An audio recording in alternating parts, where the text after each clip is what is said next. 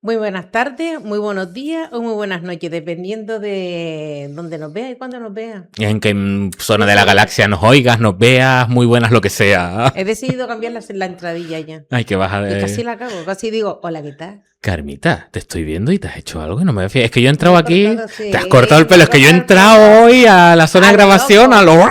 lo... Entrado. Sí, me corté el pelo. Pero Tenemos mírala un a pelo ella ahí. con su sensualidad, Y toda, así, por total. Le estaba favor. contando a Berto que un compañero mío de trabajo, se llama Carmelo, es con el que salgo ya a campo de inspección, se queda mirando el día que llegué con el pelo corto y me dice, Carmen, ¿tú te has cortado el pelo? Digo, sí, fuiste a la peluquería. Digo, sí, sí. Dice, ¿y por qué no entraste? Qué bueno. Ay, eso No, yo me veo de risa. ¿Y por qué no Se entraste? come los dientes, también te digo. Hombre, no. Era evidente que era una broma, Sí, porque si yo sí. tenía el pelo por aquí, me corté un callo que no veas. Ay, Tenía ganas ya de estar a lo loco. En fin, maravilla. venga, empezamos, Diego. Vamos a por ello, a muerte. Bueno, ¿por qué la historia de esta semana es puta? Porque se acordarán que hace nada, en uno de los últimos capítulos, nosotros hablamos de las apoderadas, en ese caso, las apoderadas prostitutas, que era un tema muy, muy potente, y mencionamos que había habido otras apoderadas en municipios en Gran Canaria, como Aruca, San Lorenzo, Gáldaro Telde, que se merecían su espacio, conocerlas Claro, y... hombre, porque era una de las, estaban dentro de las 114 apoderadas del Frente Popular. Total, además cada una de esas mujeres, mira, es para saber de su vida, Sí. básicamente. Y hoy pues toca estar en ello. La fuente, aquellos que estén viendo el vídeo dirán, ay Dios mío, ese libro no lo conozco. De nada. De nada. De nada. Cómprenselo, mi gente, cómprenselo. No Cómprenselo. podemos hartarnos de hacer Sí, publicidad. porque Es súper interesante, es el libro Incógnita del historiador Agustín Millares Cantero, que en el... bueno, que ya hablamos de él justamente en el capítulo 63. Pues, ¿qué ocurre aquí? Mismo contexto, básicamente. O sea, 16 de febrero de 1936 se celebran las elecciones generales en España durante la Segunda República y gana el Frente Popular, que es esa coalición de partidos de izquierdas, donde estaban entre otros pues el PSOE, que ya les habíamos dicho que era un PSOE diferente porque cambian, o sea, oficialmente hubo un congreso para cambiar la ideología. Presurerne. Claro, o sea, básicamente el PSOE marxista, podríamos decir, Sí. más bien. El PSOE de aquella época, Izquierda Republicana, Esquerra Republicana de Cataluña, Partido Comunista de España, Partido Obrero de Unificación Marxista, o sea, un partido muy a la izquierda, digamos, ideológicamente.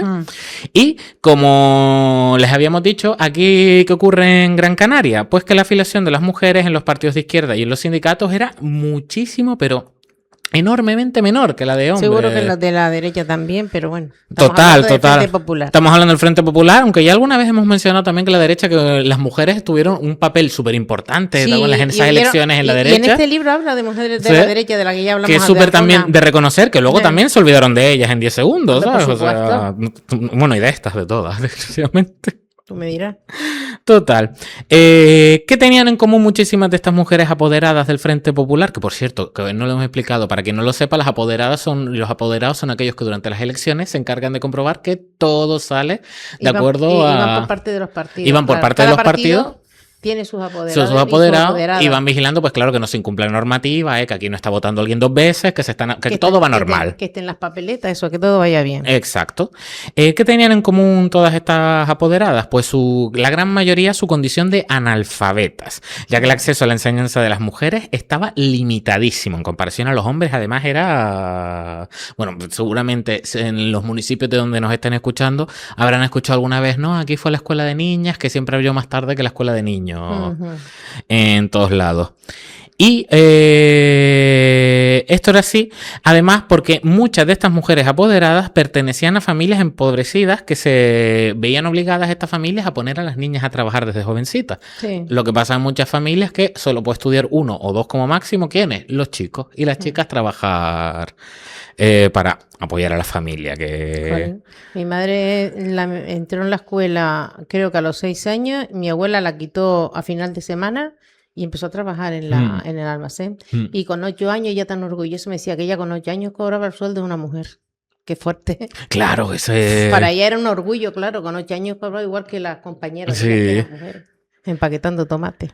Claro, ¿qué pasa? Consecuencia de esto era justamente que la tasa de alfabetización de las mujeres por eso era mucho más baja, que no significa que no fueran políticamente igual activas en el trabajo o que estuviesen todas o muchas de ellas siempre trabajando, pero el acceso a, digamos, los privilegios siempre por debajo. Dentro de los municipios que yo les mencioné antes, Aruca fue el que en proporción aportó más apoderadas a las elecciones generales por parte del Frente Popular. De las 114, 22 eran de Aruca. Y de estas, 15 fueron procesadas en 1943 por el Juzgado de Responsabilidades Políticas de Las Palmas. Chicho, este juzgado lo mencionamos fleje veces nosotros en fleje... Claro, porque claro, el horror. Es que fueron los que... Los que empezaron ahí a represaliar como si no hubiera un claro, mañana. Era parte era un brazo de la del franquismo. No, y de la estructura de la represión. Sí, total. Pues para hablar ya de estas mujeres, porque claro, son mujeres muy empoderadas en su momento, mujeres que han dejado huella, pero mujeres que están muy invisibilizadas. Entonces nosotros se las traemos aquí con nombre y apellidos. Por ejemplo, Pino Suárez Medina, que era jornalera afiliada a la Federación Obrera de Arucas, que no llegó al juicio porque en 1937 fue desgraciadamente víctima de torturas por parte de los recién nombrados policías locales y los falangistas, lo que le hemos mencionado muchísimas veces, que no solo las Fuerzas Armadas fueron parte de los cuerpos de seguridad del Estado, que se llaman ahora. Los cuerpos de seguridad del Estado, justamente, los represores, sino también aquellos agentes alrededor del partido Falange y de otros colectivos, pues tuvieron carta blanca para hacer cosas terribles. Entonces, esta pobre mujer, Pino Suárez Medina, acaba siendo asesinada durante los interrogatorios. Y eso, que los falangistas se hacían llamar los caballeros de la Nueva España. Que uno dice como, Dios mío. Si llegan a ser unos salvajes. O sea, Dios mío. Por eso te traemos el nombre de esta señora que le da más de los primeros, porque es que merece reconocimiento esta mujer. Sí. Por lo menos 10 de las 22 apoderadas eran del barrio de La Goleta, que ya le habíamos dicho en el capítulo 63, que se llamaba el Barrio Rojo, que a mí me hace mucha gracia porque esto va a sonar muy banal, pero es que claro, tú cuando dices en inglés o en otros idiomas Barrio Rojo, la gente suele entender... Otra cosa, el barrio de las putas. El barrio justamente del trabajo sexual. Aquí en Canarias y bueno, y en Península, el otro lado, Barrio Rojo se vincula más con obrero, con gente además políticamente muy significada. Las cosas de los idiomas. ¿Por qué en La Goleta se le llamaba el Barrio Rojo? Porque casi todas las familias pertenecían a familias socialistas. Casi todas las mujeres, además ahí apoderadas, estaban en ese entorno de familias socialistas. Y según investigaciones del equipo de Agustín Millares, ninguna de estas apoderadas desempeñaron cargos directivos en los sindicatos en los que estaban afiliadas, ni tampoco en las agrupaciones políticas, como no. O sea, no pudieron llegar a... Ellas estaban abajo, picando piedra. Es el techo de cristal, mi gente lleva... Vamos, bueno, invisible, o sea, imposible. Pero ¿qué ocurre? Que el hecho de no estar ahí en la cúspide puede ser que esto le salvara la vida en los juicios, ¿no, Carmita? Hombre, yo estoy por decirte que sí, porque claro, después de terminar la guerra hay que seguir viviendo y dándole de comer a la gente de las que eran responsables, los hijos y los maridos que quedaron mal. O sea que hay que sobrevivir. Y señoras y señores, cuando hay que sobrevivir, cualquier cosa vale. Total. Hay que mantenerse vivo y hay que resistir. Y estando señaladas en una dictadura es casi imposible, sobre todo cuando todas militaban. O sea, estaban muy señaladas. Hicieron todo lo que pudieron para poder sobrellevar y sobrevivir durante los años que le venían por delante. Tengan en cuenta que ella, que termina la guerra en el 39... entre el 36, 37, 38 son detenidas y no las juzga hasta el año 43. Y tienes que seguir viviendo después del 43 porque si no eres la hija de, eres la hermana de, eres la mujer de. O sea que encima no solamente tú, sino cargar con las penas de los varones de tu familia. Algunas declararon en el juicio que, claro, que ellas se habían afiliado a la Federación Obrera de Aruca para poder conseguir trabajo. No, yo que claro, que si no me afiliaba, no me daban trabajo y se sabe de otra de las apoderadas que había entrado a servir, se llamaba así, no entrar a trabajar en casa, era entrar a servir de sirvienta. En la casa de la presidenta de Acción Popular de la Mujer, ¿se acuerda que hablamos de este organismo? Que era parte de la sección femenina, la sección popular de la mujer, y la defensa de ella era que la dueña de la casa, por ser quien era, presidenta, era una mujer de derecha, eso no cabía duda. Y claro, si ella fuera de izquierda, la mujer no lo hubiera dejado entrar en su casa. A trabajar, pero bueno, esta defensa, pero fan ella, absoluto, porque... Claro, ella se defendió. Si ustedes como piensan que yo soy de izquierda, si soy de izquierda esta mujer Total, además... que la presidenta no... Mi gente, esperemos que nunca pase esto, pero si algún día pasa esto, copien y peguen estas declaraciones, por favor. Sí, o sea, como decía Carmita, cuando hay que sobrevivir, a por todas. Hay que resistir para mejores tiempos, para seguir luchando. Para que ustedes vean lo dura que podía llegar a ser para estas mujeres la vida. Una mujer de La Goleta, una de las apoderadas de La Goleta de 26 años, que la llamaban El Avance, debido sobre todo a que era una persona muy destacada en la lucha obrera y en la militancia política, que además su marido era también socialista, era jornalero y era socialista. Pues bueno, este hombre fue detenido 3 veces durante 5 meses. Terminó pasando por todos los centros de detención de Las Palmas y de Aruca. Lo llevaron al campo de concentración de Gando y terminó en un batallón de castigo en Melilla, que solamente con decir batallón, castigo, Melilla, año 39 yo me puedo pensar lo peor. Total. Al final este hombre vuelve otra vez a Aruca con 41 años, enfermo del hígado, y mientras tanto a ella se le había muerto una hija de hambre. Que además un poco también para que entiendan el tema este de Melilla, de las penurias, porque castigar al marido es castigarla a ella, claro, castigar a la familia. Es que quitarle el sustento. Total, porque además la brecha salarial es insalvable. Seguramente que han escuchado muchas veces que Canarias era el sitio de exilio, pero claro, ¿qué pasaba con los que había que exiliar de Canarias? Ceuta y Melilla era donde nos mandaban a nosotros en muchas ocasiones. Efectivamente. En general, la defensa de estas mujeres, de las que fueron expedientadas, se basaban en decir que ella, aprovechando la situación en la que estaba, que a la mujer se lo consideraba mierda y era como alguien que era tonto, entonces ella decía, pues sí, yo soy tonta, soy una pobre mujer, yo solamente me dedico a las cosas de mi casa, yo no sé nada de política, yo no tenía nada que ver con la movida del Frente Popular, ni siquiera sé lo que es eso. Eso es lo que decían en los juicios. Fingir demencia, o sea, maravilla. Claro, es que a lo mejor tenían en la casa la madre, el padre mayor, antes no había nada, los hijos que habían dejado atrás, en fin. A ver, el perfil de la gran mayoría de las apoderadas del Frente Popular era mujer de clase obrera, con una vida en penuria, porque también es que en aquella época iba muy mal la economía, no hace falta que fueran apoderadas, es que en sí todas pasaban hambre, todos lo estaban pasando mal y estaban en plena guerra se acaban todos los suministros. Y además esto se agrava por ser perseguidas por la dictadura. Vamos, que ser pobre y además estar militando en algún sitio de la izquierda era peor que el hambre. Las que lograban trabajar en algo, buscarse la vida, lo hacían por salarios de miseria y era todavía peor, porque no estaban en las casas. La pobreza era peor todavía.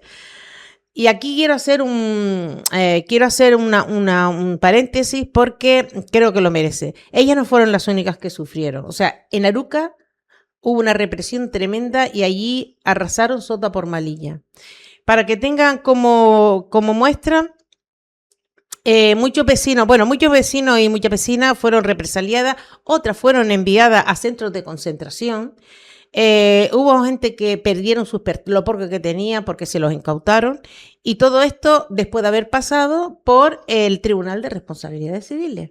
Que sí me tardaron en llegar ahí, o sea, es que era todo... Como muestra, en una de las causas se enjuiciaron a 89 personas del municipio, que eso es tremendo para un municipio de aquella época que tenía menos población que ahora, o sea, se tenía que notar, y hubieron muchos procesos. Tú imagínate una causa tipo. Hoy en día de 89 personas, hoy en día fliparíamos todos. Hoy día fliparíamos, tú imagínate en aquella época. Bueno, yo siempre les remito al libro porque aquí está muy bien. Aquí yo no sé, movieron toda la documentación que había, donde fueron a buscarla, pero en este libro se recogen nombres y apellidos a todo el mundo con los casos y bueno, para que ustedes sepan que ahí está y que lo lean. Pero también tenemos otros casos en otros municipios, como dijimos antes, ¿no? Total. Además, como les había mencionado yo antes, pues estaba Miter de Querido, San Lorenzo, Galdar.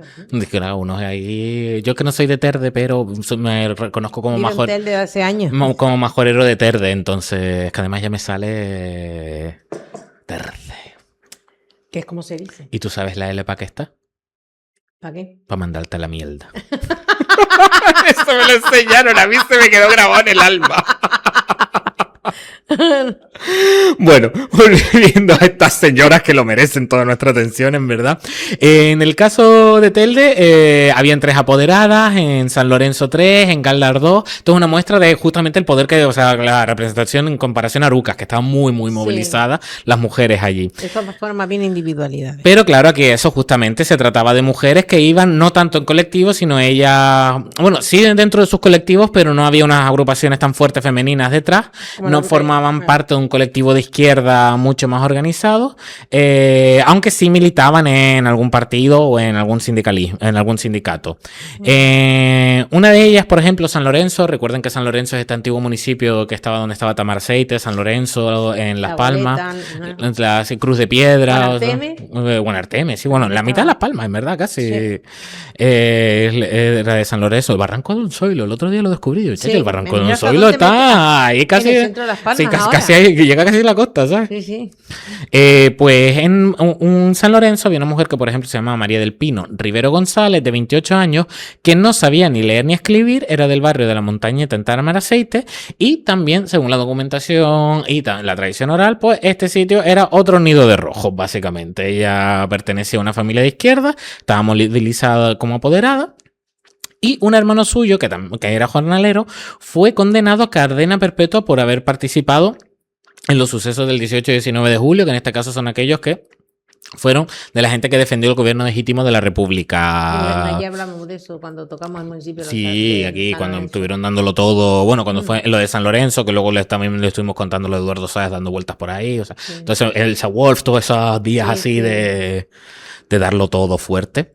Y por haber participado pues en la defensa de la República fue condenado por rebelión y salió en libertad condicional en el año 1940. Otro hermano suyo, además, que era albañil, fue detenido 4 meses. O sea, la familia estaba implicadísima a tope.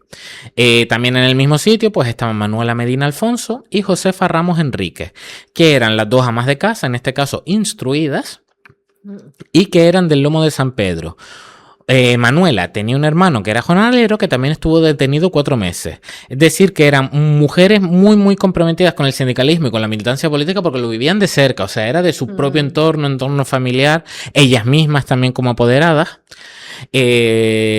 Siguiendo con otros municipios tenemos las 2 apoderadas de Galdar, que hay que destacar que una de ellas fue una mujer que sufrió mucho la represión fascista, que fue Virginia Saavedra Valencia, con 28 años, que también era de las pocas mujeres que era instruida, que sabía, bueno, que tenía conocimiento de la escuela y que vivía en San Antón. Estaba casada con un jardinero que era argentino, que se llamaba Aquilino Naredo García. Los 2 participaron en las partidas armadas que, como en otros sitios de la isla, intentaron defender al gobierno democrático, sobre todo en la zona norte de la isla, porque claro, en este caso Galdar. Sí. Y la movida fue sofocada días más tarde por el buque Arcilla. Sí les suena este nombre. Les sonará porque hablamos en el capítulo dedicado al diputado Eduardo Suárez, que se recorrió, no sé, o sea... No. Pero que te acuerdas tú que este barco iba por toda la costa, sí. Iba bombardeando tierra, bombardeó la montaña de Guía, ya lo comentamos, y bombardeó la playa de Taliarte. No, Taliarte no, Tasarte. Queriendo pillar a Eduardo. Bueno, esto que claro, que Eduardo era, como tú dices, chacho, para los medios de transporte en aquella época íbamos. ¿Cómo se movía esta gente? O sea, lo que es salvar la vida. Lo que es salvar la vida, porque tú con Global no haces esto. Te digo yo que no. Pero él lo dio todo. Ella estaba en medio de todo esto, intentando defender la República. Al marido lo apresan el 21 de julio y a ella una semana más tarde. Y a los 2 los encausaron en el mismo expediente junto a otros 105 vecinos de Guía y de Galdar, siendo Virginia la única mujer inculpada. Entonces, imagínense el posicionamiento político de esta mujer y además el señalamiento que tendría en ese momento a lo bestia. El Consejo de Guerra dictó sentencia de muerte sobre el marido, pero luego fue computada por 30 años de cárcel. Y Virginia fue condenada con cadena perpetua, pero en 1940 salió en libertad condicional. Esta mujer. Esta era una de las apoderadas de Galdar, porque tenemos el otro caso, que es el de Fabiana Quesada Romero, que también era una mujer que había recibido educación, que no estaba tan involucrada como Virginia, y que tampoco participó en las movidas armadas, porque además ella era un poco mayor que el resto, porque tenía 46 años, que no es que sea muy mayor, pero en aquella época ya era una mujer que había trabajado, se había deslomado a lo grande. Y luego tengan en cuenta que nosotros estamos todo el rato, cuando les mencionamos a gente activa, es 28 años, 22, o sea, es gente muy, muy joven. Ella es como que se sale un poco de... Tengo una espina clavada ahí con, no me acuerdo ahora el médico que te dije yo que fue en el barco a la península de los 10 del Domine, que 27 años, tío. 27 años. 27 años, Total. Lo tenemos que tocar un día también. Sí, no, a esta gente. Tenemos un montón de temas en retaguardia y poco tiempo para... Ay, Dios mío. Y bueno, volviendo pues al caso de Fabiana, ella pues tenía 46 años y no estaba, digamos, para las movidas de primera línea a darlo todo. De las 3 apoderadas de Telde, la más activa, les sonará, además yo les dejo, piensen durante un segundo, una señora en Telde que lo dio todo. Elsa Wolf, básicamente. Elsa Wolf.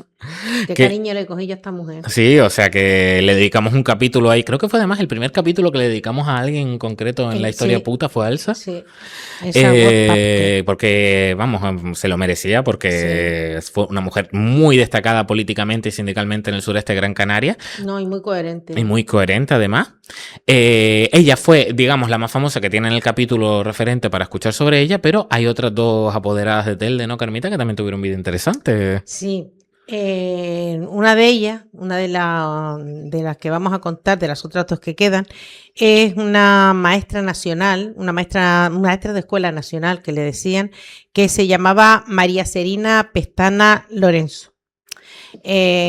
Ahora les cuento, pero tuvieron mala pata ella y el marido porque llevaban poco tiempo en Telde cuando les pasó lo que les pasó. Esta chica era natural de Santa Cruz de la Palma y ya con 25 años era propietaria de la escuela del Tabaibal. Era como si las maestras se hicieran cargo de la escuela que tenía y eran como la propiedad de la escuela. Bueno, fue la única mujer maestra. Fue la única maestra y la única mujer del sindicato de trabajadores de la enseñanza que estuvo en prisión. Esta mujer sola en prisión. Y fue encerrada en la prisión provincial de Las Palmas el 24 de julio de 1936, el día Santa Ana, creo que es, ¿no? El día antes de Santiago. Y estuvo allí hasta el mes de marzo del mes siguiente. Su situación se complicó porque estaba casada con otro maestro de escuela nacional que era de Logroño, pero el hombre se había venido a Telde y era propietario de una escuela en Telde y se llamaba Anacleto Adán López. Anacleto a mí me suena gracia, no sé si es que tengo el trauma de Anacleto, el de los dibujos, el de los chistes de cuando yo también lo pensé. Anacleto superagente, sí. Bueno, él también había sido apoderado del Frente Popular y fue apresado 2 días más tarde que ella, el 26 de julio. Fue enviado al centro de concentración, al final fue enviado al centro de concentración de Faifes, en Tenerife. Yo no sabía, bueno, sabía que en Tenerife había habido centro de concentración, claro, pero no tenía localizado ninguno hasta que hoy. Sí, que era la empresa esta británica que estaba con el tema de los plátanos. De hecho, no era un campo de concentración en sí, sino que era uno de los grandes almacenes que tenían ellos para empaquetar los plátanos. El caso es que los 2 fueron víctimas de la depuración por parte del Ministerio de Educación Nacional del gobierno franquista. Y ahora les cuento la historia. En aquellos años, después de la Guerra Civil, el gobierno creó comisiones depuradoras, que eso suena fatal. Fatal. Había una comisión nacional y una comisión por provincia, y entonces estaba la comisión provincial de Las Palmas, que propuso el 18 de septiembre de 1937 la separación definitiva de la carrera profesional de magisterio de Anacleto. Y el 24 de enero del 38 propusieron la de María Serina. Bueno, ahora les cuento. La Comisión Nacional de Depuración aceptó estas 2 propuestas y estuvieron años en proceso de revisión. A ver, estas comisiones de las que tendremos que hablar algún día, porque habla de la depuración de maestros, pero eso hay que tener el estómago fuerte. Primero se les abrió, porque claro, la escuela en la época de la República era una punta de lanza en la formación de los niños. El Ministerio de Educación se llamaba en la República el Ministerio de Instrucción. ¿Cómo era? De Instrucción Pública. Entonces, primero se les abría el expediente, luego se les apartaba de la enseñanza como una medida cautelar y luego empezaba el procedimiento de investigación. Y esto podía terminar en fusilamiento, en exilio, en inhabilitación perpetua para poder ejercer el magisterio, traslado forzoso a otras provincias o la jubilación forzosa. Que era de lo mejor que podía tocarte, porque Dios mío, terrible todo. Se sabe cómo terminaron estos dos, pero no terminaron bien, ¿no? O sea, no, seguramente los echaron del magisterio. Y en la otra apoderada que tenemos, esta, para que veas tú lo que es, bueno. Necesitamos calles con estas señoras, por favor, Sí, o sea. Sí. A ver, de esta de la que vamos a hablar se llamaba Rafaela Alonso Jiménez. Era una mujer culta. Tenía unos 40 años y era madre de 5 hijos. Tenía 2 hermanos en el Partido Republicano Federal, que era un partido de centro izquierda, y uno de sus hermanos, Miguel, dejó el partido para unirse al Partido Republicano Radical. Y fue presidente del Cabildo de 1933 a 1936. Su otro hermano, Francisco, siguió militando en el Partido Federal. Esto para que ustedes vean el ambiente en la casa, eso donde ella se movía.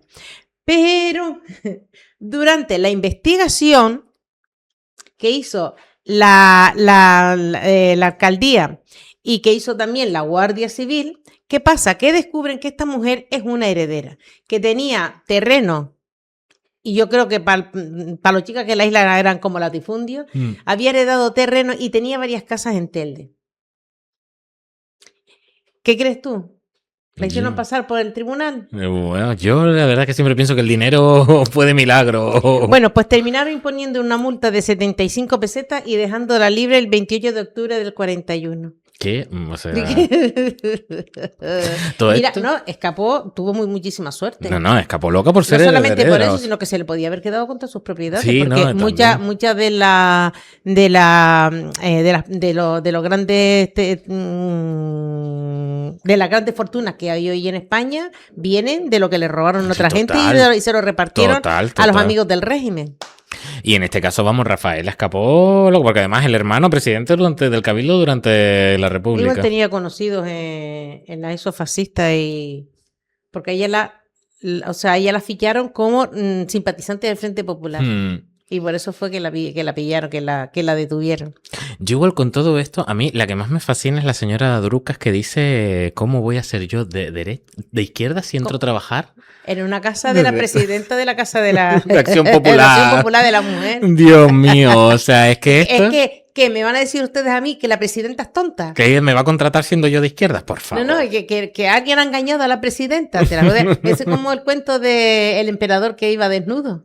Ah, total. Que todo el mundo callado. El emperador desnudo por toda la ciudad, todo el mundo callado, y hasta que un niño le dijo, pues si el emperador va desnudo. Esto es igual. Ya se libró. ¿Quién le dice al emperador que está desnudo? Todo el mundo callado.